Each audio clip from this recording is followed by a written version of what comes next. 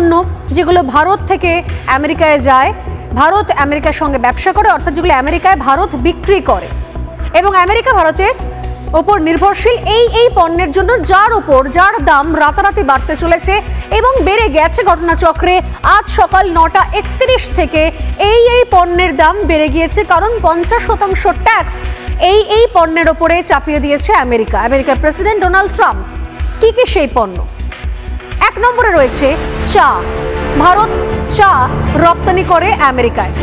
আমেরিকার একটা বড় অংশ ভারতের চায়ের উপর নির্ভরশীল এবং কোয়ালিটি অনুযায়ীও ভারতের চায়ের সঙ্গে বিশ্বের কোন প্রান্তের চায় টেক্কা দেওয়া বেশ মুশকিল।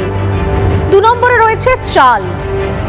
যে চাল ভারত ব্যবসা করে আমেরিকায়, ভারত বিক্রি করে আমেরিকায়, যার উপরে 50% শুল্ক চাপানো হয়েছে।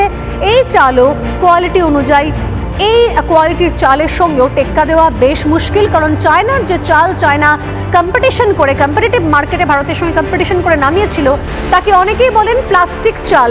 তার কোয়ালিটি ভারতের চালের মতো নয়, অর্থাৎ আকাশ পাতাল পার্থক্য রয়েছে, যদিও দামের ক্ষেত্রে চাইনিজ রাইস অনেক কম।